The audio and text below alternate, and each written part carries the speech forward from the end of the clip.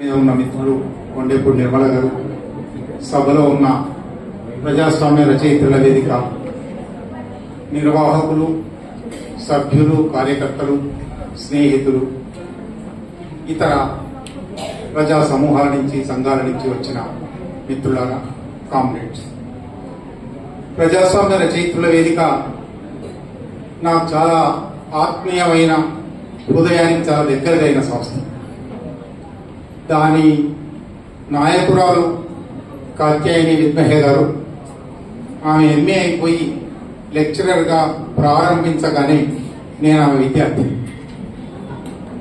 79 అప్పటి నుంచి ప్రారంభించి ప్రజాస్వామ్య రచయితల వేదిక ఏర్పాటులో, ప్రజాస్వామ్య రచయితల వేదిక ఇతర కార్యనిర్వాహక వర్గ సభ్యులలో దాదాపు ప్రతి ఒక్కరూ నాకు చాలా దగ్గరి, ఆత్మీయమైన స్నేహితులు. కనుక ప్రజాస్వామ్య రచయితల వేదిక తన మహాసభల్లో ఒక అంశం ఏర్పాటు చేసి మాట్లాడడానికి నువ్వు రావాలి అని పిలిస్తే కావాలని, నిజానికి నేను మాట్లాడగలిగిన విషయం అవునో కాదో తెలియదు నాకు. కానీ వాళ్ళు అడిగారు కనుక, మేడం అడిగింది కనుక, మల్లీశ్వర్ అడిగింది కనుక, నేను దీని గురించి ఆలోచించి కొన్ని అంశాలైనా మీతో పంచుకోవడానికి ఒక పద్ధతి ఏర్పాటు చేసుకొని రాక తప్పలేదు. వ్యక్తిగతంగా అయితే నేను చాలా ట్రోలింగ్ గురయ్యాను, చాలా నిరాశపడ్డాను, అసంతృప్తి చెందాను, బాధపడ్డాను. కానీ ఇటువంటి వ్యక్తిగత అనుభూతులు మాత్రమే కాదు, అసలు ఈ ట్రోలింగ్ అంటే ఏమిటి, ఈ ట్రోలింగ్ మనుషులకు ఏం చేస్తుంది, సమాజానికి ఏం చేస్తుంది, ఈ ట్రోలర్స్ ఎందుకు ఇట్లా ఉన్నారు, ఈ ట్రోలింగ్ వల్ల బాధితులకు, సమాజానికి ఏం జరుగుతుంది, ఇవి లోతైన విషయాలు, మౌలికమైన విషయాలు, కీలకమైన విషయాలు, మనందరం ఆలోచించవలసిన విషయాలు. బహుశా మన ఆవేదనను అధిగమించి, మనం ఆవేదన చెందుతున్నాం, ఇవాళ చెందడం అయిపోలేదు, బహుశా ఇంకా చెందవలసి ఉంటుంది. కానీ ఇదంతా గుర్తిస్తూనే మన ఆవేదనను మించిన లోతైన అర్థం చేసుకోవలసిన తాత్విక, సామాజిక, సాంస్కృతిక, రాజకీయ అంశాలు ఇందులో ఉన్నాయి. అవి అర్థం చేసుకోవడం, అసలు మొత్తంగా సమాజాన్ని మార్చే ఒక కార్యక్రమంలో ఉన్న మనకు, సమాజాన్ని మార్చే కార్యక్రమంలో ఉన్న వాళ్ళను పక్కకు తప్పించడానికి ట్రోలింగ్ అనేది ఎట్లా ఉపయోగపడుతుంది. ట్రోలింగ్ మనం అర్థం చేసుకోవడం, ఎవరో తిడుతున్నారని మాత్రమే కాదు, ఎందుకు తిడుతున్నారు, ఎవరిని తిడుతున్నారు, ఎవరు తిడుతున్నారు, ఇవి చాలా కీలకమైనవి. ఎందుకు తిడుతున్నారంటే ఆ తిట్లకు గురవుతున్న వారు చేస్తున్న పని ఆపడం కోసం తిడుతున్నారు. అప్పుడు ఆ పని ఏమిటి, ఆ పని బహుశా సమాజానికి ఉపయోగకరమైన పని అంటే తిడుతున్న వాళ్ళు సమాజాన్ని ముందుకు పోకుండా అడ్డుకోవడానికి ప్రయత్నిస్తారు. ఇది మనకు అర్థమైనప్పుడు మాత్రమే అసలు ట్రోలింగ్ గురించి వ్యక్తిగత స్థాయిని దాటి ఒక సామాజిక స్థాయిలో, చారిత్రక స్థాయిలో అర్థం చేసుకోగలం. జహానారా గారు దీన్ని చారిత్రకంగా, ఉదయం వక్తలు ఏం మాట్లాడారో నాకు తెలియదు, వినలేదు, నేను అప్పటికి రాలేదు. జహానారా గారు అయితే చారిత్రకంగా అర్థం చేసుకోవాలన్నారు. నిజానికి అంత చరిత్రలోకి పోయే సమయం లేదు, నాకు ఇవ్వబడిన సమయం అరగంట మాత్రమే. అరగంటలో ముగించాలి నేను.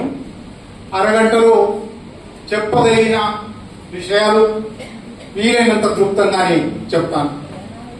మొట్టమొదట ట్రోలింగ్ నిర్వచనం దగ్గరే ప్రారంభిద్దాం. ఏమిటి అసలు ట్రోలింగ్? ట్రోలింగ్ అంటే ఇవాళ ఇప్పుడే ప్రారంభం కాలేదు ట్రోలింగ్.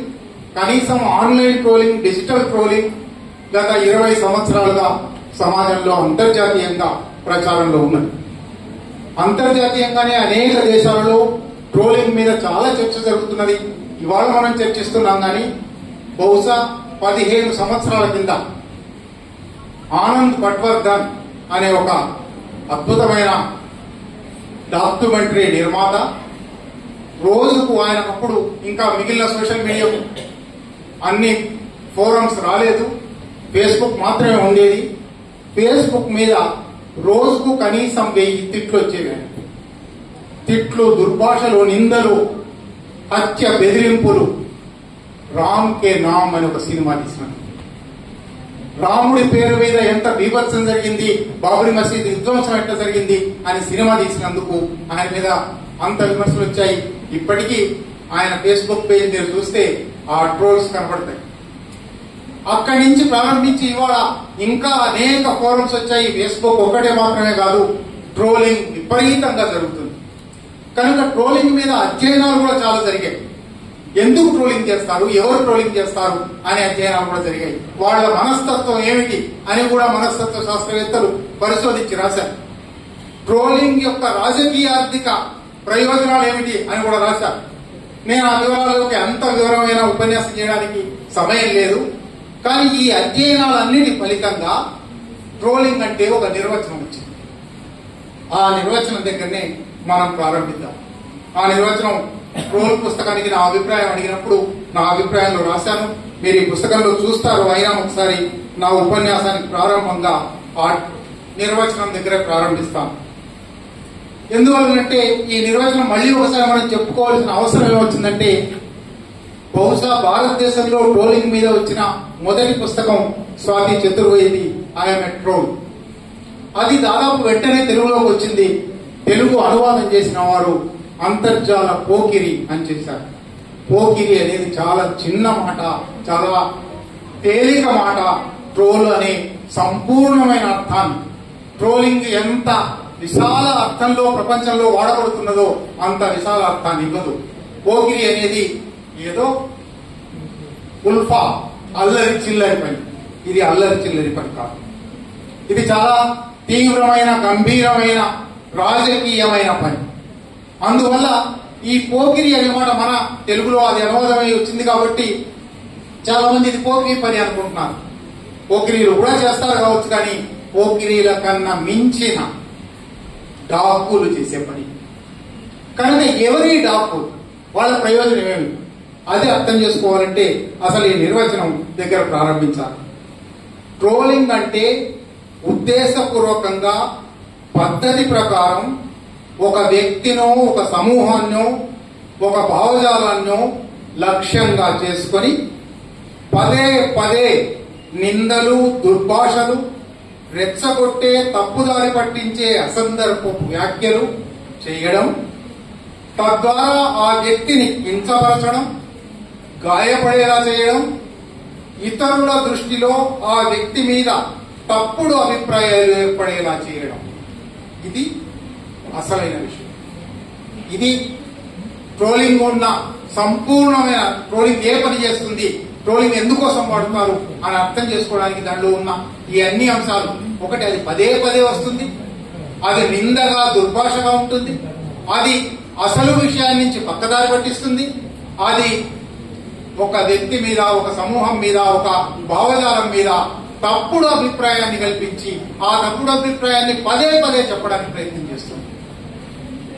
ఇక్కడ ఇది సందర్భం కాదు, కానీ కొంచెం పక్కకు వెళ్లి, ఇదే మీరు చాలా మంది గోబెల్స్ అనే మాట విని ఉంటారు. జోసెఫ్ గోబెల్స్ అని హిట్లర్ దగ్గర ప్రచార శాఖ మంత్రి. ఆయన ఒక మాట అన్నాడు, ప్రజాభిప్రాయాన్ని రూపుదిద్దడానికి వీలైనంత పెద్ద అబద్ధాన్ని చెప్పాలి, ఆ పెద్ద అబద్ధాన్ని పదే పదే చెప్పాలి, ఆ పెద్ద అబద్ధంలో చిన్న చిటికెడు నిజం కూడా కలపాలి. ఈ మూడు ఆయన చెప్పిన సూత్రాలు.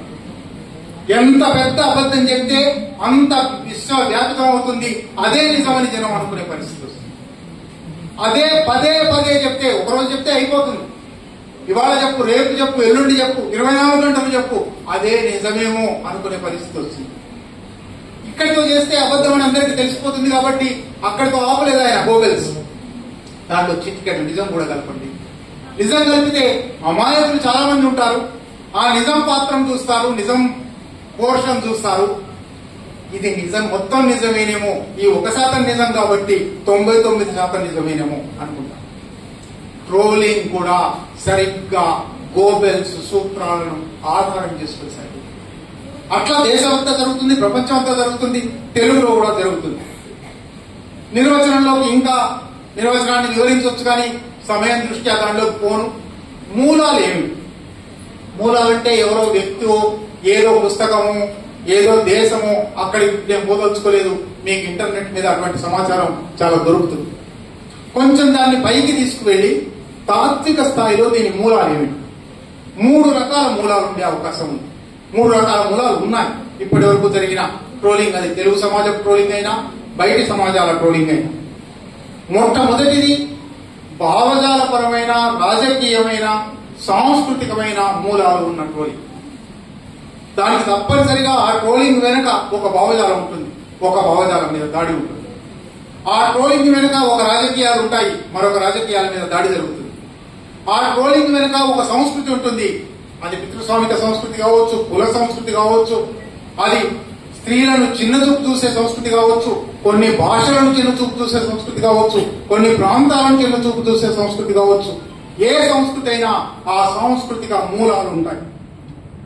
వీటిలో కొంచెం భావజాల, రాజకీయ, సాంస్కృతిక అన్న వాటికి కొంచెం ముందర కూడా వెళ్ళి చెప్తాను. భావజాలపరమైన దాంట్లో ఒక ప్రధానమైన, అక్కడే నేను బహుశా ముందు చెప్పబోయే మన శిబిరంలో కూడా ఉండే ట్రోలింగ్ గురించి కూడా మాట్లాడుకునేటప్పుడు, భావజాలపరమైన ట్రోలింగ్ లో నేను కరెక్ట్, నేనే కరెక్ట్, నేను కాక ఇంకెవరూ కరెక్ట్ కాదు, ఇది భావజాలం. ఇది దీనికి ఏమీ తేడా లేదు. సంఘ పరివార భావజాలంలో ఆ మాట ఉండొచ్చు, మార్క్సిస్ట్ భావజాలంలో ఉన్న వాళ్ళలో కూడా ఆ మాట ఉండొచ్చు. నేను కరెక్ట్, నేనే కరెక్ట్, నేను కాక ఇంకెవరూ కరెక్ట్ కాదు. ఈ భావజాలం నుంచి ట్రోలింగ్ ప్రారంభమవుతుంది. నేను కాకుండా, అంటే నేను ఒక గీత గీశాను, ఈ గీత పక్కన నేను 10 మిల్లీమీటర్ల గీత రాశాను, 11 మిల్లీమీటర్లు రాసిన వాడు తప్పు, 9 మిల్లీమీటర్లు రాసిన వాడు కూడా తప్పు, 10 మాత్రమే రాయాలి. ఈ భావజాలంతో ట్రోలింగ్ ప్రపంచవ్యాప్తంగా జరిగింది, తెలుగులో మరింత ఎక్కువ జరిగింది. నేను ఏ ఒక్కరి ఉదాహరణ ఇవ్వదలుచుకోలేదు, మీకు ఉదాహరణలు అర్థం అవుతాయి. నేను కరెక్ట్, నేను మాత్రమే కరెక్ట్, ఇంకెవరు కరెక్ట్ గారు. దీన్ని ఇంగ్లీష్ లో నుడికారం కూడా ఉన్నది దీనికి, హోలియర్ దాన్ దో. నీకన్నా నేనే పవిత్రమైన వాడిని, నీకన్నా నేనే పవిత్రమైన దానిని. ఈ భావంతో ప్రపంచవ్యాప్తంగా ఇతరులను కించపరచడం, అవమానించడం, తూష్టి భావంతో చూడడం జరిగింది ట్రోలింగ్ లో. అది మరింత ఎక్కువ జరిగింది. ఎందుకు మరింత ఎక్కువ జరిగిందో కూడా వద్దాం. దీంట్లోనే ఈ మొదటి రకం దాంట్లోనే భావజాలంతో పాటు రాజకీయ పరమైన చెప్పాను. రాజకీయ పరమైనదంటే రాజకీయ పార్టీలు, సంస్థలు, అటువంటి వాళ్ళు తమ రాజకీయాలకు భిన్నమైన రాజకీయాలను, తమ సంస్థలకు భిన్నమైన సంస్థలను ప్రజానీకంలో చిన్న చూపు చూసేలా తయారు చేయడానికి. ఇంతకుముందు ట్రోలింగ్ నిర్వచనంలో చెప్పుకున్నాం. ఎవరైతే ట్రోలింగ్ గురవుతున్నారో వాళ్ళు అవమానపడేలా, సిగ్గుపడేలా, వాళ్ల పట్ల ప్రపంచం దృష్టి కించపరిచేలా ఉండాలి. ఇది రాజకీయ పార్టీలు అన్నీ చేస్తున్నాయి. ప్రత్యేకించి భారతీయ జనతా పార్టీ అధికారంలోకి వచ్చిన తర్వాత స్వాతి చతుర్వేది అదే రాసింది పుస్తకంలో. కొన్ని వందల మందిని, వేల మందిని కంప్యూటర్ల మీద కూర్చోబెట్టి తప్పుడు వార్తలు సృష్టించి, ఇతరుల మీద తప్పుడు వార్తలు సృష్టించి, వాళ్ళ మీద ఒక తప్పుడు ప్రచారాన్ని కల్పించి, అసలు విషయాల నుంచి ఆ విషయాల మీదకి దృష్టి మళ్లించి, సరిగ్గా ట్రోలింగ్ నిర్వచనంలో ఏ ఏ అంశాలు ఉన్నాయో అవన్నీ భారతీయ జనతా పార్టీ ప్రారంభించింది. ఆ భారతీయ జనతా పార్టీ ప్రారంభించిన పనిని ఇవాళ అన్ని రాజకీయ పార్టీలు చేస్తున్నాయి. 10 సంవత్సరాల పాటు తెలంగాణలో తెలంగాణ రాష్ట్ర సమితి ఆ పని చేసింది. కాంగ్రెస్ కూడా దానికి చాతనైన స్థాయిలో, బహుశా మిగిలిన వాళ్ళ చేస్తున్నంత పెద్ద స్థాయిలో చేయకపోవచ్చు, కానీ కాంగ్రెస్ కూడా చేస్తూ ఉన్నది. ఇటువంటి రాజకీయ పార్టీలు, సంస్థలు చేసే రాజకీయ పరమైన ట్రోలింగ్ ఒకటి, సాంస్కృతిక పరమైన ట్రోలింగ్. బహుశా ఇది ప్రారంభంలో చెప్పాను, అన్నిటికన్నా చాలా విస్తృతమైనది, చాలా పెద్ద ఎత్తున జరుగుతున్నది. దీంట్లో ఆధిపత్యవాదం, పితృస్వామ్యం, కులాధికారం, కుల అహంకారం, ప్రాంతీయ అహంకారం, భాషా అహంకారం, ఇటువంటి అన్ని అంశాలు దాంట్లో జోడించబడి ఉన్నాయి. అటువంటి సాంస్కృతిక ట్రోలింగ్ జరుగుతుంది. రెండో రకమైనది నేను ఇంతకుముందు చెప్పాను, భారతీయ జనతా పార్టీ ఈ ట్రోలర్స్ ను తయారు చేసే ట్రోలింగ్ ఆర్మీ అంటారు, సైన్యం అంటారు. ఈ సైన్యం తయారు చేశారు.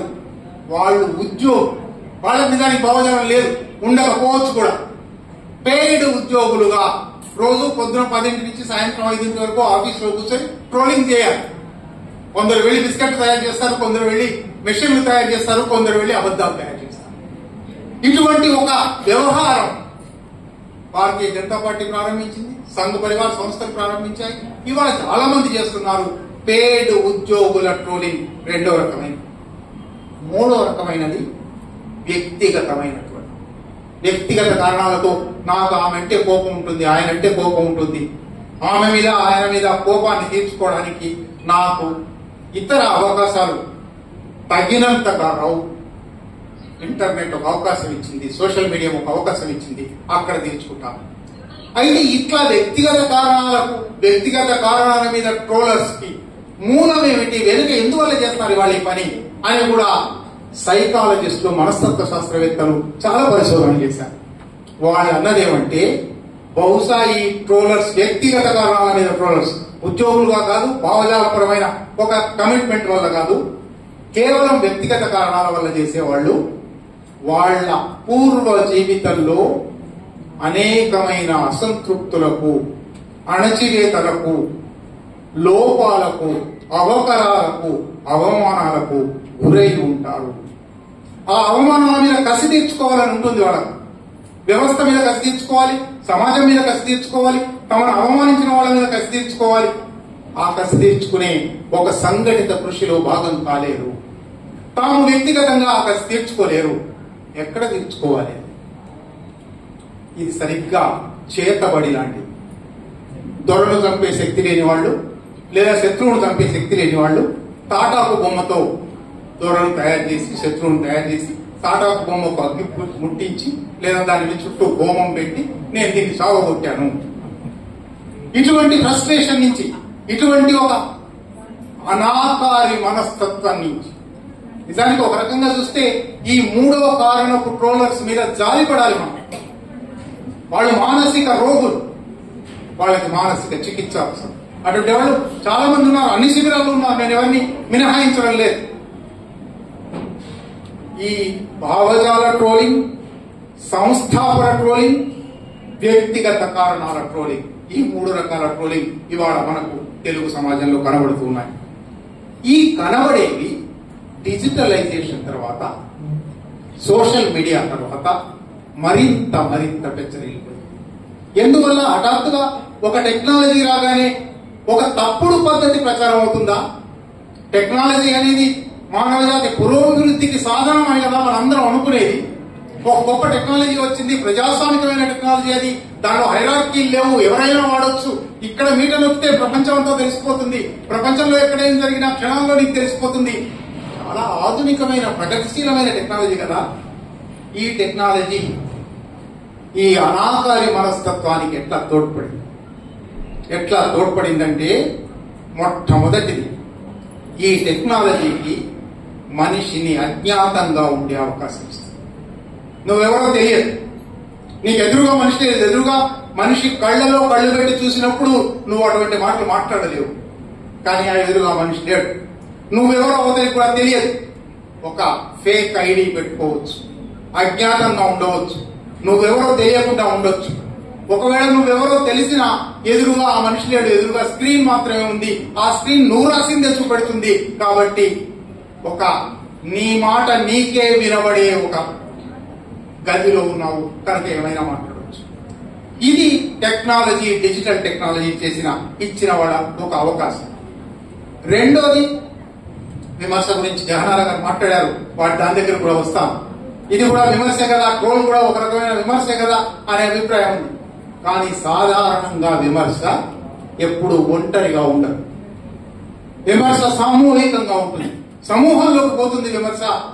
విమర్శకుడు ఎవరైతే విమర్శ చేస్తూ ఉన్నారో వాళ్లకు సమాజం ఎప్పుడు నిలదీస్తూ ఉంటుంది, జవాబుదారీగా ఉంటుంది. కానీ డిజిటల్ ప్లాట్ఫామ్స్ మీద ఆ అవకాశం లేదు. నువ్వు ఒంటరిగా చేస్తావు పని, నీ అజ్ఞానంగా చేస్తావు, ఒంటరిగా చేస్తావు. ఇది నీకు నీ ఫేక్ ఐడెంటిటీ వల్ల గొప్ప అవకాశం ఇచ్చినట్టు కనబడుతుంది. ఈ అవకాశం ఎందుకు? ముందు చెప్పినట్టుగా ఉద్యోగుల సంగతి సరే, సిద్ధాంతకర్తల సంగతి సరే, వ్యక్తులు మాత్రం ముందు చెప్పినట్టుగా ఎవరి మీదనో కసి తీర్చుకుంటున్నాము అనుకుని పనులు చేస్తారు. ఆ ఒంటరి కసిలోంచి అట్లాని ఇది పూర్తిగా ఒంటరి ఆరోపణలుగా ఆక్రోశాలుగా మాత్రమే మిగిలిపోలేదు. ఇటువంటి ఒంటరులు సమాజంలో చాలా మంది ఉన్నారు. ఇటువంటి అసంతృప్తులు ఉండేవాళ్ళు, ఇటువంటి అనాకారి మనస్తత్వం ఉండేవాళ్ళు చాలా మంది ఉన్నారు. ఇటువంటి అనాకారి మనస్తత్వాన్ని పెంచి పోషించే వ్యవస్థ ఒకటి ఉన్నది. అందువల్ల డిజిటల్ ఒంటరులు డిజిటల్ మూకలుగా ఉన్నారు. ఒంటరితనం నుంచి హఠాత్తుగా వాళ్ళు డిజిటల్ మూకతత్వంలోకి వచ్చారు. ఇవాళ ట్రోలింగ్ అంతా కూడా ఈ డిజిటల్ మూకతత్వంలో ఉన్నది. అందువల్లనే ట్రోలింగ్ లో ఎంతో కొంత సాధారణ సామాజిక అంశం ఉన్నదేమో, విమర్శ ఉన్నదేమో అని చాలా మర్యాదపూర్వకంగా ఆలోచిద్దామనుకున్నా కూడా విమర్శకు ట్రోలింగ్ కు తేడా చూడవలసి ఉన్నది. విమర్శ ఏంటి? విమర్శ బహుశా సమాజంలో ఇద్దరు మనుషులు ఉన్నప్పటి నుంచి విమర్శ ఉంది. ఒకళ్ళు చేసిన పని ఇంకోళ్ళకి నచ్చదు, ఒకళ్ళ అభిప్రాయం ఇంకోళ్ళకి నచ్చదు. నచ్చాలని లేదు. అసలు 800 కోట్ల మంది ఉంటే 800 కోట్ల వేలిముద్రలు ఉన్నాయి, 800 కోట్ల అభిప్రాయాలు ఉంటాయి. ఒక మనిషిలోనే పరస్పర భిన్నమైన అభిప్రాయాలు ఉంటాయి. ఈ వైవిధ్యమే మానవ పురోగతికి చిహ్నం. ఈ వైవిధ్యం వల్లనే విమర్శ ఉంది. విమర్శను ఆమోదిస్తాము, విమర్శను గౌరవిస్తాము. కానీ విమర్శకు, అభిప్రాయ ప్రకటనకు, ట్రోలింగ్ కు ఒక స్పష్టమైన విభజన రేఖ ఉంది. దాన్ని చూడవచ్చు. అందుకే ట్రోలింగ్ కూడా ఒక భావ ప్రకటన కదా. మీరు భావ ప్రకటన స్వేచ్ఛను సమర్థించేవాళ్ళు మీరు ట్రోలింగ్ ను విమర్శిస్తారా? నా మీద వచ్చిన ట్రోలింగ్ కు నేను జవాబు చెప్పడానికి ప్రయత్నం చేశాను.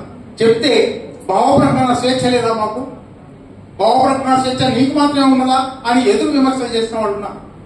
కనుక ట్రోలింగ్ అనేది భావ ప్రకటన స్వేచ్ఛకు సంబంధించిన అంశమా? ట్రోలింగ్ అంటే భావ ప్రకటన మాత్రమేనా? ఇక్కడ మనం ఒక గీత గీసి చూడవలసి ఉన్నది. విమర్శ అంటే తప్పనిసరిగా, ఇంతకుముందు జహనార్ గారు చెప్పారు, నేను మళ్ళీ ఆ వివరాలు పోలక్కర్లేదు. అధిక్షేపం ఉన్నది, వెటకారం ఉన్నది, వ్యంగ్యం ఉన్నది. ఇవన్నీ కూడా ఇవాళ ట్రోలింగ్ లాంటివే అనిపించే రూపాలు మన ప్రాచీన రాజస్థానాల దగ్గర నుంచి సాధారణ జీవితం దాకా ఉన్నాయి. వీటిని కొంచెం మళ్ళీ పక్కవబోతున్నాను, క్షమించాలి. జేమ్స్ స్కాట్ అని ఒక రాజకీయ శాస్త్రవేత్త ఉన్నాడు. ఆయన ఒక కొత్త సిద్ధాంతాన్ని ప్రతిపాదించాడు. Everyday forms of resistance. వ్యవస్థ మీద ధిక్కారం ప్రకటించాలని నీకు ఉంటుంది, కానీ ధిక్కారం ప్రకటించే శక్తి నీకుండదు. ఆ ధిక్కారం ప్రకటించే, ఆచరించే ఒక సమూహంలో భాగమయ్యే శక్తి నీకుండదు. కాబట్టి ఒంటరిగా నువ్వు ధిక్కరించే ప్రయత్నం చేస్తావు. ఇది ఎవ్రీడే ఫార్మ్స్ ఆఫ్ రెసిస్టెన్స్.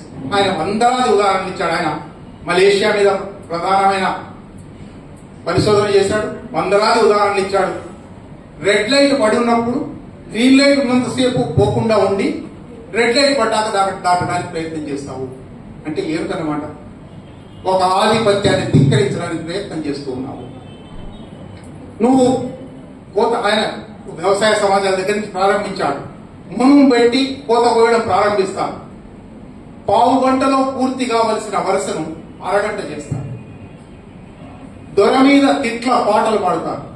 ఇటువంటి వందల ఉదాహరణలు ఇచ్చాను. ఈ అధిక్షేపం, ఈ వ్యంగ్యం, ఈ వెటకారం సమాజంలో ఉంటాయి. ఇవన్నీ విమర్శ రూపాలు, భావ ప్రకటన రూపాలు. ఇవన్నీ ట్రోలింగ్ సంబంధం లేదు. విమర్శ అంటే ఇటువంటి అనేక అధిక్షేప రూపాలు ఉంటాయి. కానీ అందులో భిన్నాభిప్రాయం ఉంటుంది, వ్యంగ్యం ఉంటుంది, అసమ్మతి ఉంటుంది, ఒక సంభాషణ ఉంటుంది, ఒక సంవాదం ఉంటుంది. మొత్తం మీద అది ప్రజాస్వామిక చర్చ. ఎంత తీవ్రమైన తెనాలి రామలింగడు శ్రీకృష్ణదేవరాయల మీద చేసిన విమర్శ చూడండి. చాలా తీవ్రమైన విమర్శలు చేశాడు. పెద్దల మీద చేశాడు. ఎమితిని చెప్పితి కవితం అని. కానీ అది ట్రోలింగ్ తో సమానమైనది కాదు. అక్కడ ఒక సంభాషణ, ఒక సంవాదం, ఒక చర్చ, ఒక ఇద్దరు ఎదురుబెదురుగా మాట్లాడుకునేది. అందులో హేతుబద్ధత ఉంది.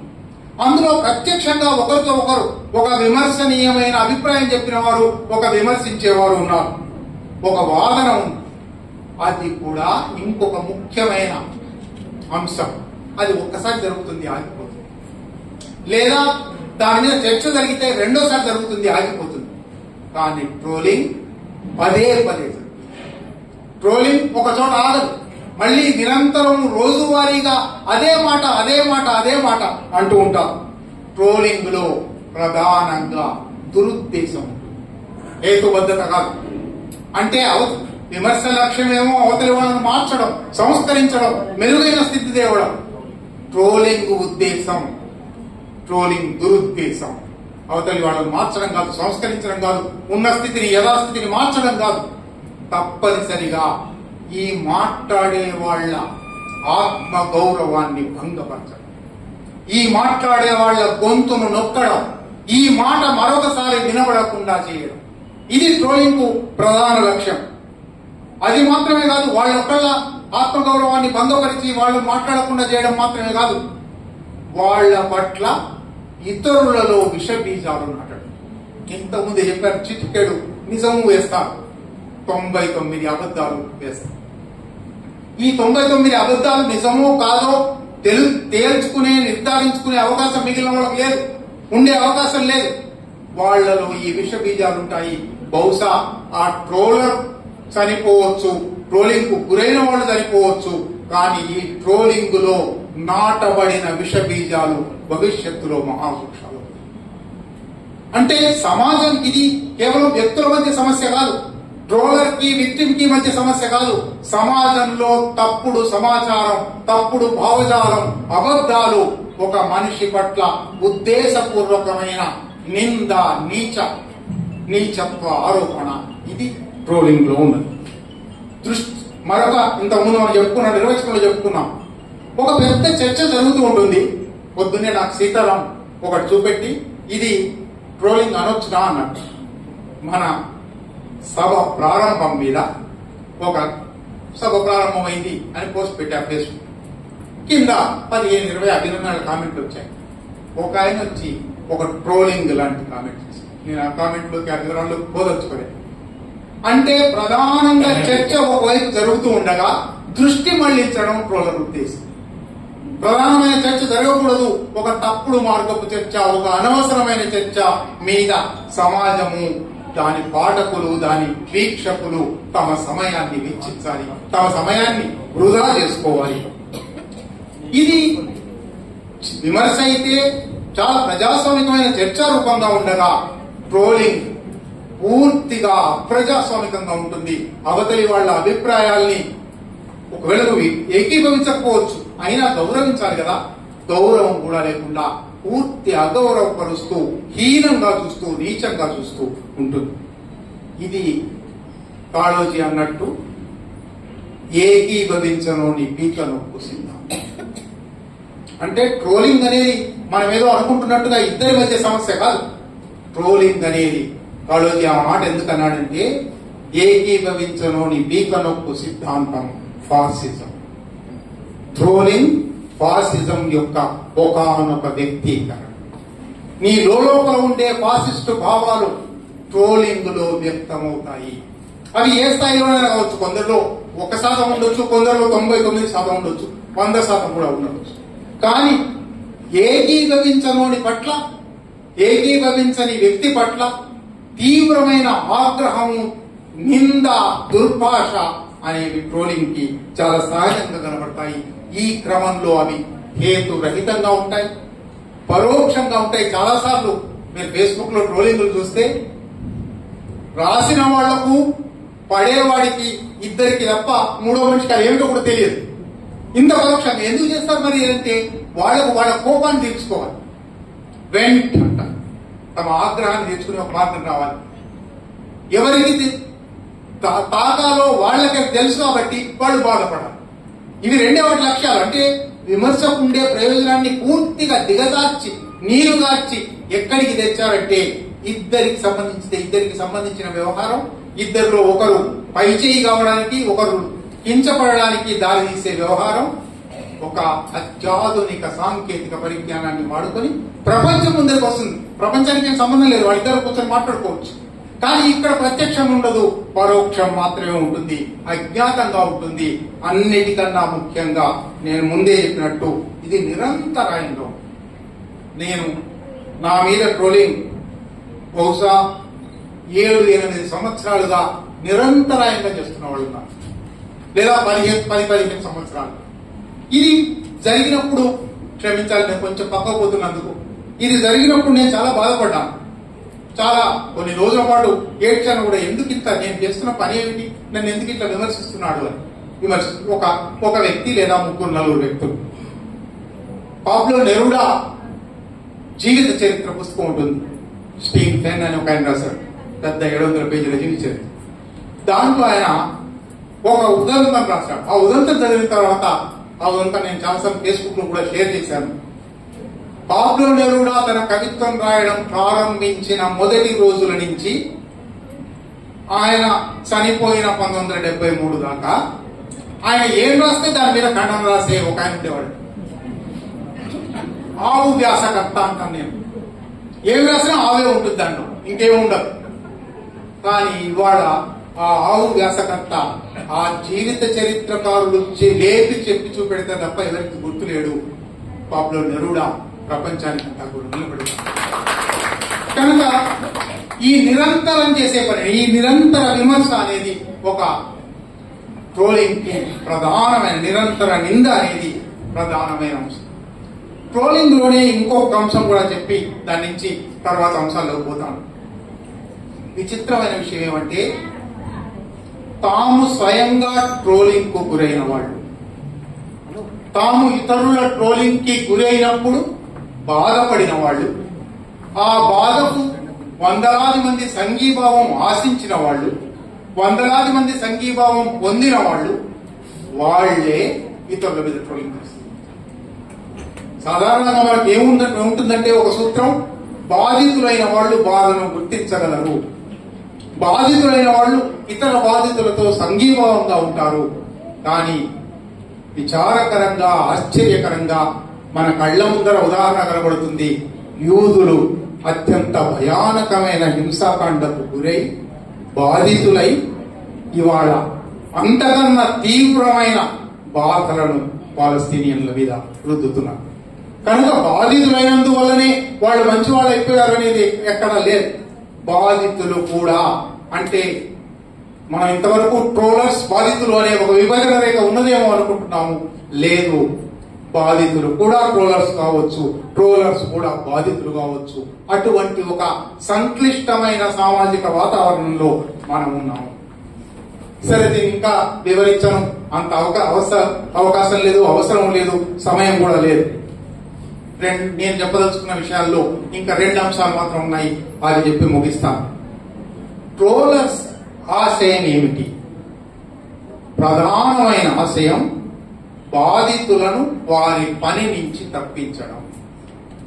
వారు రచయితలు కావచ్చు, కవులు కావచ్చు, ఉపన్యాసకులు కావచ్చు, గాయకులు కావచ్చు, చిత్రకారులు కావచ్చు, అనేక మంది, అనేక రకాల కళ లేదా మామూలు మనుషులే కావచ్చు. వాళ్లను హింసించి, మానసికంగా హింసించి, వాళ్ల ఉద్వేగాల మీద దెబ్బకొట్టి, వాళ్ళు తమ పని నుంచి 1 రోజు కోసమో, 2 రోజుల కోసమో, 4 రోజుల కోసమో, లేదా జీవితాంతమో విరమించుకునేలా చేయడం. మన కళ్ళ ముందర అన్ని ఉదాహరణలు ఉన్నాయి. 1 రోజు, 2 రోజులు ఫేస్బుక్ డియాక్టివేట్ చేసిన వాళ్ళు ఉన్నారు. నేనిక రచన మానేస్తున్నాను అని ప్రకటించిన పెరుమాళ్ మురుగన్ ఉన్నారు. ట్రోలింగ్ ఫలితమే ఇదంతా. ఇక్కడి నుంచి ప్రారంభించి అక్కడి దాకా బాధితుల పనిని ఆపేలా చేయడమే ట్రోలర్స్ యొక్క ప్రధాన లక్ష్యం. దీన్నే నేను అవతలికి తిరిగేసి చెప్తాను. ఈ నాణ్యానికి అవతలి ముఖం ఏమంటే, బాధితుల బలహీనతే ట్రోలర్ బలం. బాధితులు కనుక ఒక్క క్షణం నిలబడి నువ్వేమన్నా రాసుకో, నువ్వేమన్నా తిట్టుకో, నువ్వెంత నిందలైనా దుర్భాషలైనా చెయ్యి, నేను నా పని ఆపను అంటే ఆ ట్రోలింగ్ ఆగి, ఒకవేళ ట్రోలింగ్ కొనసాగించిన నిష్ప్రయోజకమైపోతుంది. కనుక అది కూడా జరిగింది. ఆ మాట అన్న పెరుమాళ్ మురుగనే 1 ఏడాది తిరగకుండానే మళ్లీ నేను రచనలోకి దిగుతాను అన్నాడు. ఇప్పుడు 3 సంవత్సరాల్లో 3 నవలలు రాశాను. కనుక ఎవరైతే ఈ ట్రోలింగ్ కు గురవుతున్నారో వాళ్ళు స్థిరంగా, దృఢంగా, బలంగా నిలబడి, ట్రోలింగ్ అంత రూపం వేరు కావచ్చు, కానీ ఎన్ఐఏ నా మీద మొన్న దాడి చేసింది. నేను పని చేయకూడదు అని వాళ్ళ ఉద్దేశం. నేను ఇంకా ఎక్కువ పని చేయడానికి మీ దాడిని ఆధారంగా తీసుకుంటున్నాను అని నేను రాశాను. ఇవాళ ఈ సభ వస్తూ ఉంటే నిజానికి నాతో పాటు హైదరాబాద్ లో దాడి జరిగిన మరొక వ్యక్తి రవిశర్మ, రచయిత, అనువాదకుడు, ఆయనను ఇవాళ ఎన్ఐఏ ఆఫీస్ పిలిచారు. ఆయన ఇవాళ అక్కడికి పోయాడు కాబట్టి ఆయన సహచరి అనురాధ ఇక్కడికి రాలేకపోయింది. నేను వస్తుండగా సూర్యాపేట దాకా వచ్చాము. ఎన్ఐఏ ఆఫీస్ నుంచి నాకు ఫోన్, ఇవాళ ఆఫీస్కి వస్తారా అంటే, ఈ సమయానికి నేను ఇక్కడ మీతో మాట్లాడుతున్న సమయానికి నేను రాజ్యపు హింసాపూరిత ట్రోలింగ్ కు గురి అవుతూ ఉండవలసింది. కానీ అయినా సరే నేను ఇవాళ రాను, నేను ఇవాళ సభలో ఉన్నాను, రేపు ఒక సభలో ఉన్నాను, ఎల్లుండి ఒక సభలో ఉన్నాను, ఆ తర్వాత వస్తాను అన్నాను. ఇది మనం కనుక మన పనిని ఆపము, ఎవరేం చేసినా సరే అని అనుకున్నప్పుడు ట్రోలర్స్ ఆగిపోతారు. బాధితులను గాయపరిచి వారి మాట, రాత, ఆచరణ, వ్యక్తిత్వం రద్దు చేయడానికే ట్రోలర్స్ పనిచేస్తున్నారు. నువ్వేం చేసినా నేను రద్దుగాను. మీ అందరికీ తెలుసు, బ్రిటిష్ అమెరికన్ నల్లజాతి కవయిత్రి స్టిల్ ఐ రైజ్ అనే ఒక అద్భుతమైన కవిత రాసింది. నువ్వు ఏమి చేసినా సరే నేను లేచి నిలబడుతూనే ఉంటాను. మాయా ఏంజలో. ట్రోలర్స్ కి జవాబు ఎక్కడున్నదంటే స్టిల్ ఐ రైజ్ అని అనడంలో. నువ్వేమైనా చెయ్యి, వాళ్ళకు కొన్నాళ్ళకు వాళ్ళకి తీసుకొస్తుంది, వాళ్ళు ఆగిపోతారు.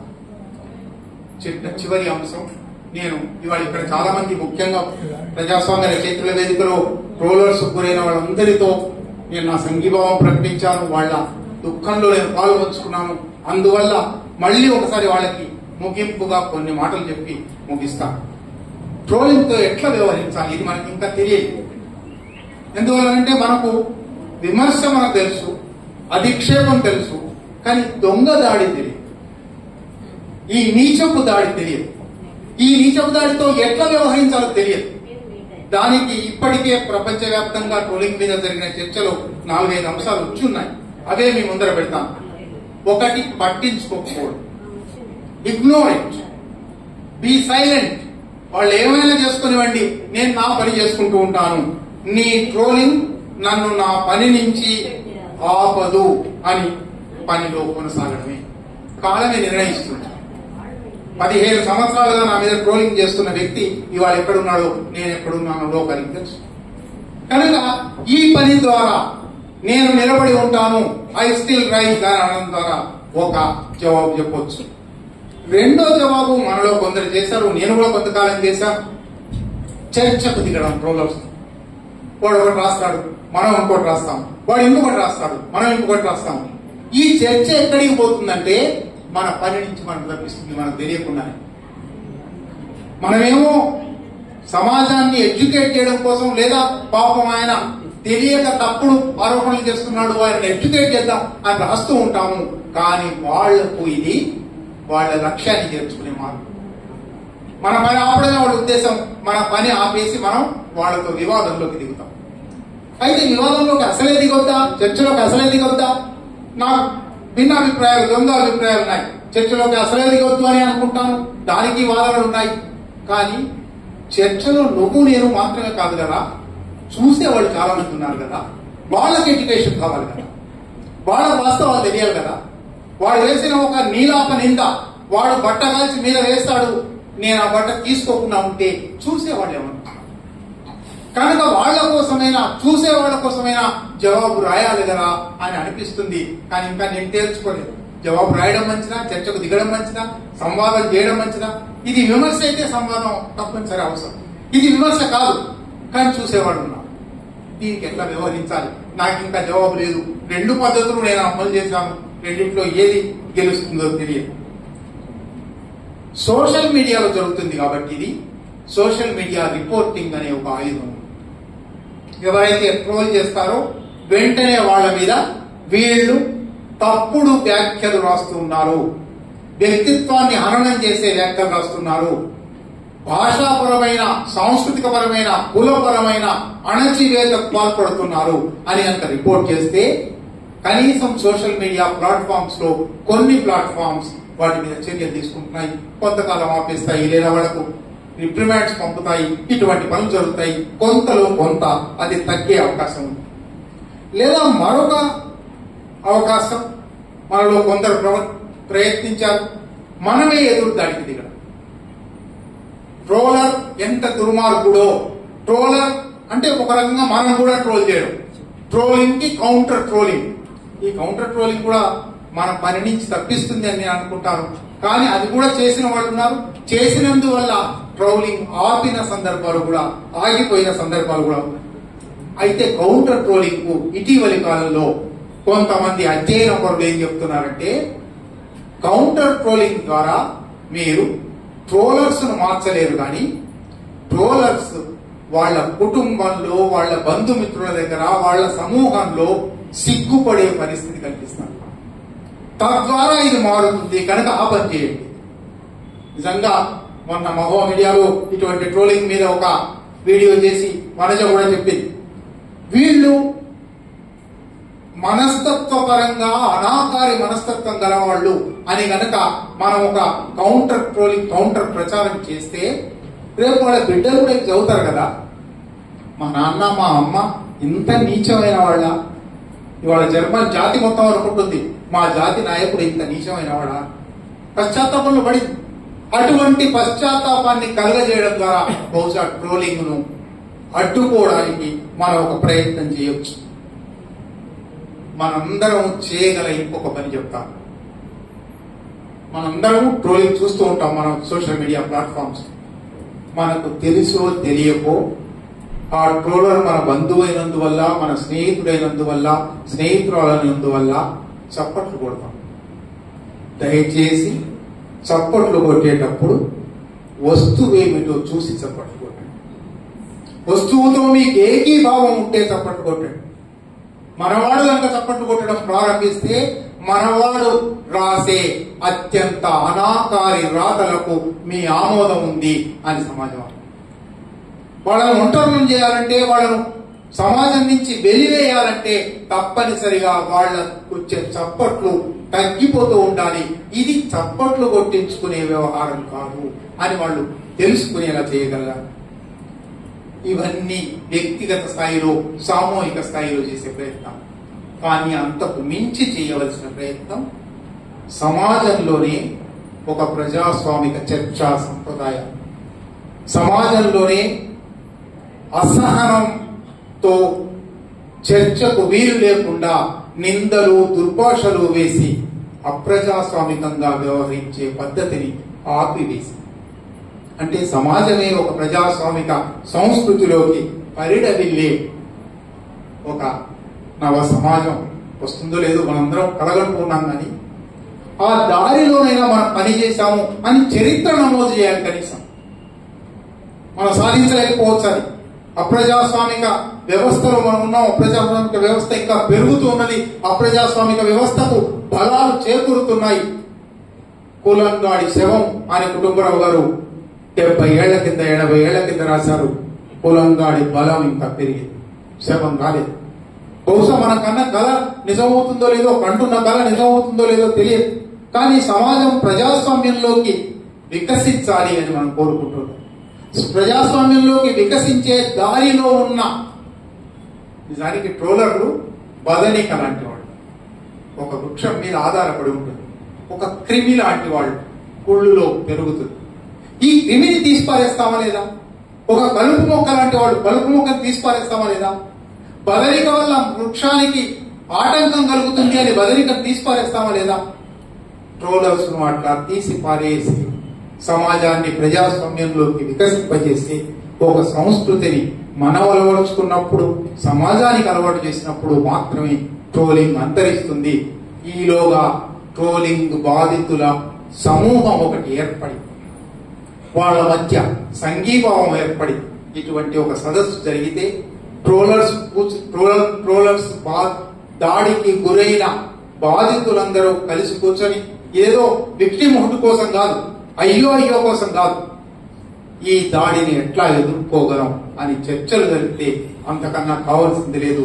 అటువంటి ఒక మహత్తరమైన కృషికి ప్రారంభం పలికినందుకు ప్రజాస్వామ్య రచయిత్రుల వేదికకు అభినందనలు, కృతజ్ఞతలు తెలుపుతూ అందులో ఈ 4 మాటలు మాట్లాడే అవకాశం ఇచ్చినందుకు మీ అందరికీ కృతజ్ఞతలు.